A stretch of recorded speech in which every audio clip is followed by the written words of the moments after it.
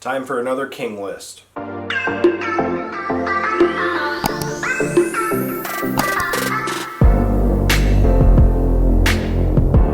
guys, welcome back to my channel. I'm Zach with Zacks Books, and today I've got for you my top 5 scariest Stephen King stories and novels. Again, this is my opinion. These are what I find to be the scariest and or more terrifying stories that he has written. I did throw a collection in here. Before I get to the list though, we will link these down below if you're intrigued with any of these. And as always, also down there is the podcast, the Bookstagram, Danielle's channel, all that fun stuff, the Patreon, and all that jazz. And yeah, without further ado, don't forget to like, comment, subscribe, and let me get into the list. Okay, before I get into the list, there's one that I was on the fence about putting on here, so I'm going to list it as just an honorable mention, and that would be Misery.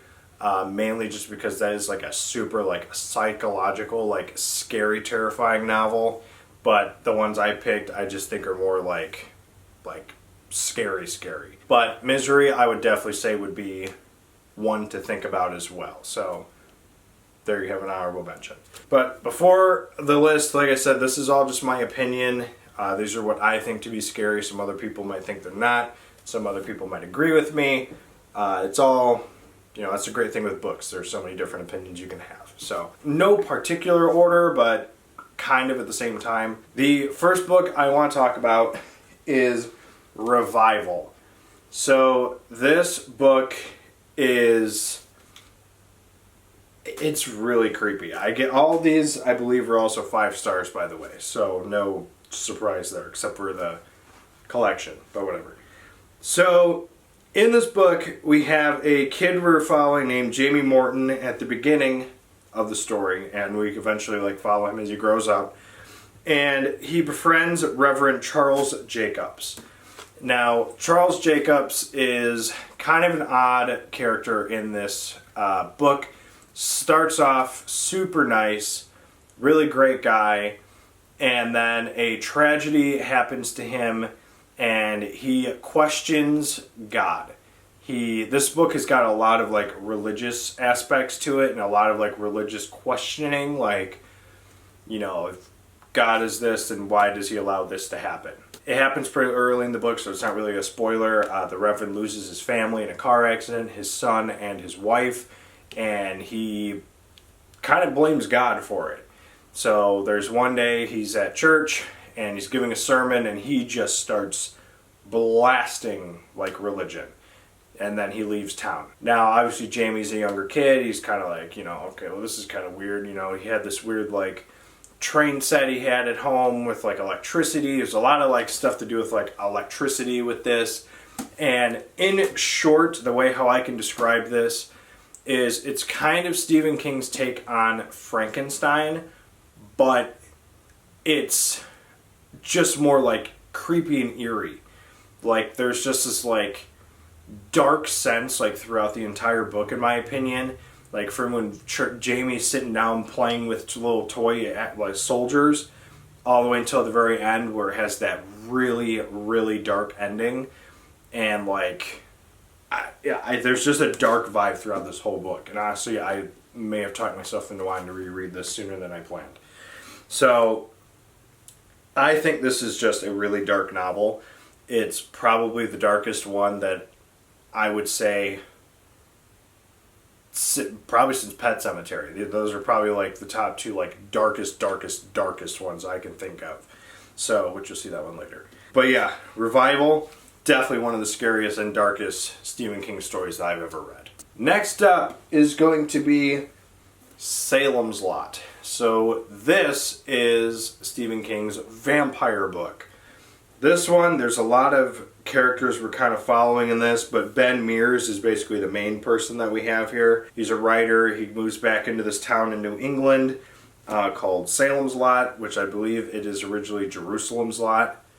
And then they, a sign gets crossed off to where it just says Salem's Lot. There's the infamous, dark house. You definitely can't see it because it's I'm zoomed out. But there's this infamous house, the Marsden House. Wow, I'm surprised I remember that all of a sudden. Basically, it's this house that Ben went into when he was a kid, saw something absolutely terrifying, and has traumatized him for years. And he goes back as an adult. He wants to write something about the house, and somebody has taken residency inside the house, and it is a not. Basically it's somebody who is in charge of a vampire. That's basically the short of it. It's a really creepy story. The atmosphere is dark. It's basically just a book about vampires, like I keep saying, but it's just really creepy in Salem's Lot. Like it just like what I said with the revival, you just have like this dark feeling throughout most of the book, and it's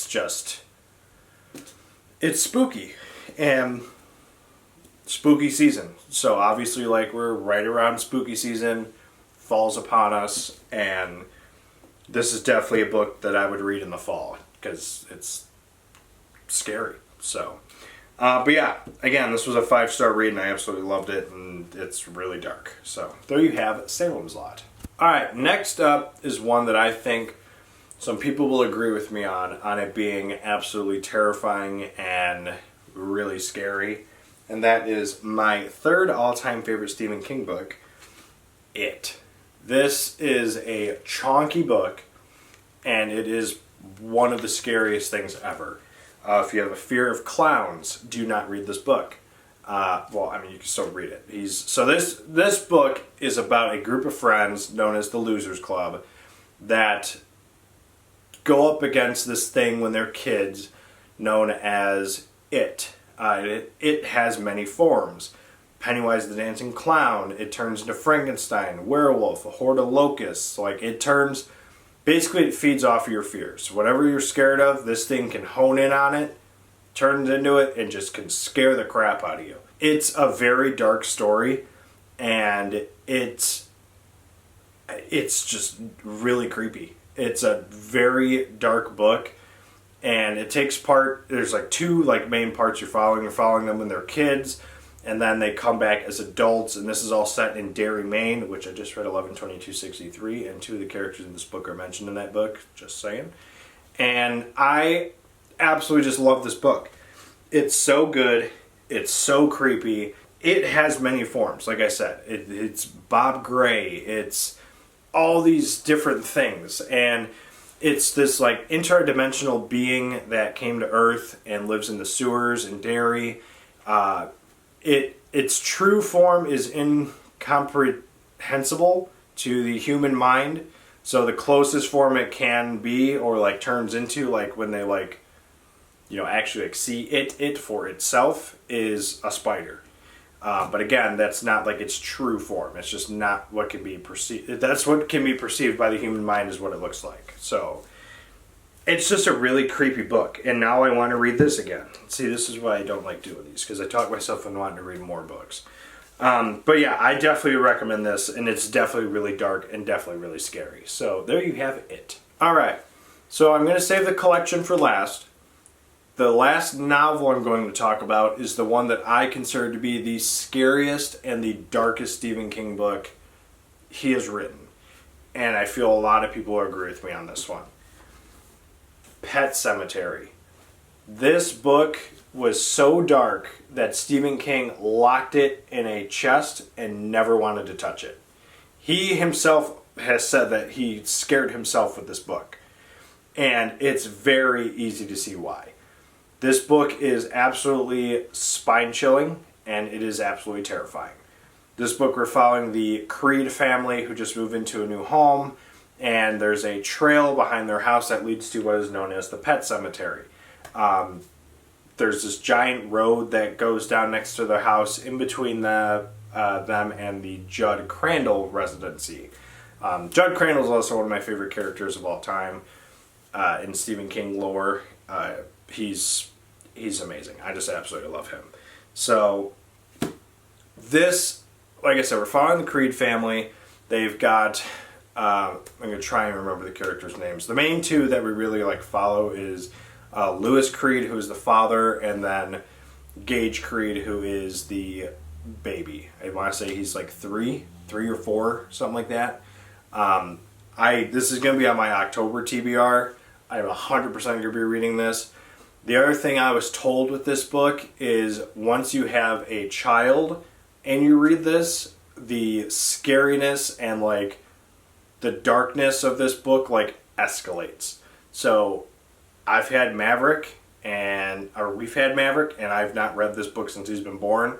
So I'm going to be reading it in October and I'm going to see if it just feels even darker. I can tell you right now it's probably going to, because this is a book about loss. And I have my opinions on a character in this book, and I'm not going to share them. If you've watched previous videos, you know who I'm referring to. But the famous line, "Sometimes dead is better," that's where we get our podcast, the Dead is Better book club, and for Patreon. So, honestly, we should do that for October. Maybe.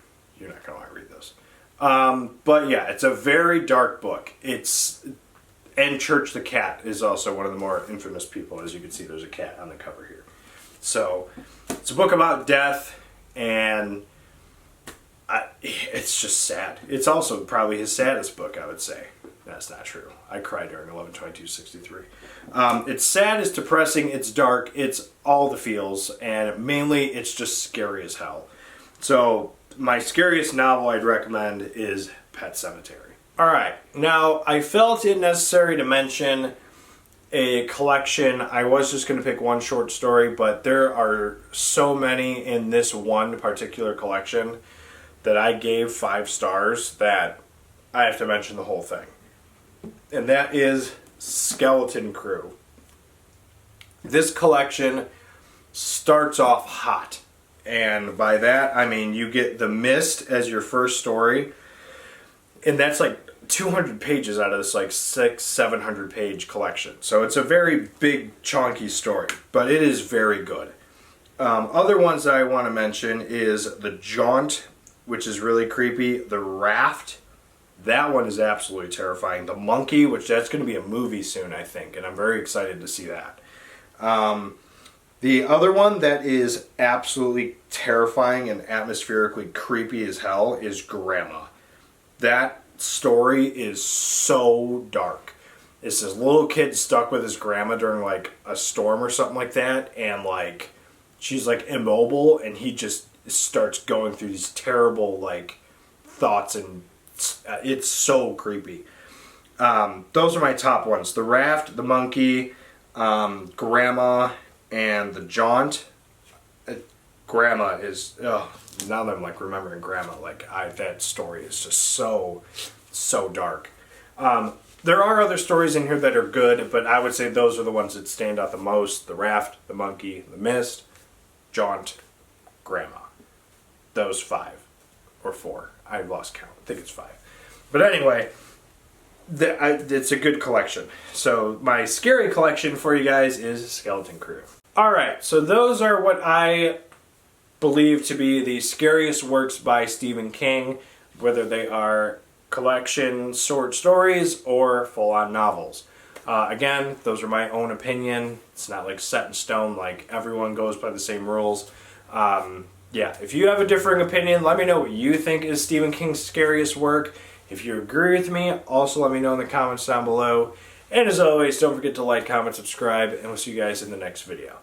Later.